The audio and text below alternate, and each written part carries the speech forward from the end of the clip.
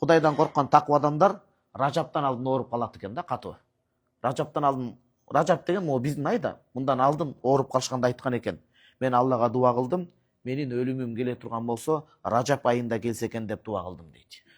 Рамазанга жетсек кана, бирок жетпей турган болсом, Ражапта кайтыш болсом деп дуа кылдым. Эмнеге? Фаиннаху балаган анна лилла фихи утаqa. Пайгамбарыбыз саллаллаху алейхи вассаламдан анын сахабалардан мага кабар келип жетти. Ражап айынын түнүндө кайтыш болгондор Алланын тозогунан азат болгондор деген маалымат жетти деп айтышкан экен да бул кишилер. Ражап айынын ар бир түнү берекелүү түндөр экен, аталар дуа кылып калалы. Билбейм чын кызы, ушул сапарда Алла ушунча ажайып нерселерди көрсөттү.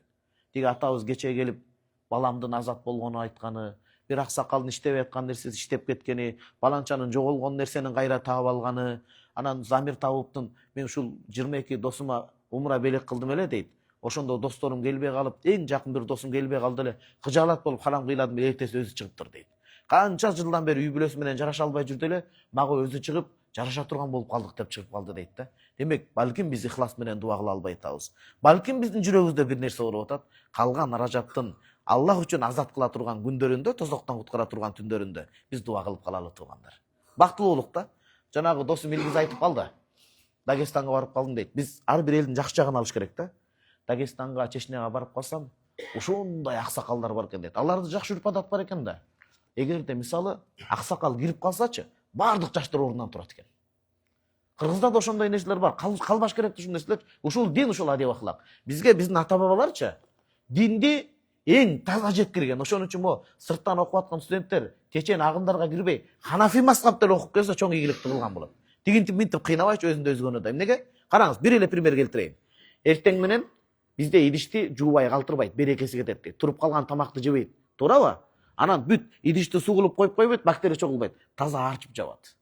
А бирөө айтып ататчы, Португалияга барып калсам, бүт ресторанда биздин ошол атабабыздан калган, пайгамбарыбыздан келген сүннөт мустахабты аткарышат экен дейт. Бүт нерсени жууп, үстүн жанагындай жаап кое турган. Анан жана досум айтып атат, эмеге Дагестан, Чечняга барып калсак, ушундай аталарды көрдүм дейт, апаларды көрдүм дейт.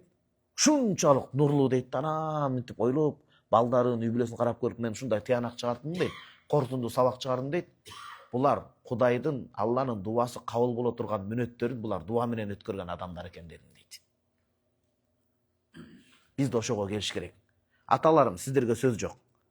Баш үстүгө Аллах ыраазы болсун. Мен азыркы жаштарга айтып атам. Жаштар, эгер Кудай бизге өмүр берсе, 60, 70, 80ге тейинсе, ушундай картаялы, сакалың ордуңда мындай, айбатың ордуңда, арак ичип, биз жаштарга айтып атам. Арак ичип тос айта турган эмес, дуаны келиштирип айта турган, намазды чекчейип окуй турган, жаштарга мондай кеңеш бере турган, сүр боло турган болуп, мондай болуп карыганда аталардай болуп, азыркы аталардай болуп, монтип чекчейип карагандай карачмы ал аксакалдын жүзүнүн нурун. Карачмы аксакалдын кебин дей тургандай бололу да. Ошол тыянак чыгардым дейт. Рамазанда дуа кылып калалы. Ажыкен бекер айтып аткан жокмун. Ражапта Кудай Таалам азапка чыгарган күндөрү дуа кылып калалы. Ушуңда эгер дуа кылып калсак, биз бактылардын катарына кошулуп калабыз. Маселе дуада экен да. Мына далил, ошентип ооруп калганда эмне дешкен экен, аттиң Рамазанга жетсем жакшы эле, жок дегенде Ражапка жетип кайтыш болгонум. Анткени бул түндө Алла дуаларды кабыл боло турган, тозоктон боюнда азат кыла турган күндөр деп, дуасын кабыл кылып Ражапка жетип кайтыш болгондор болгон дейт да. Дуа экен да, Аллах менен дуа.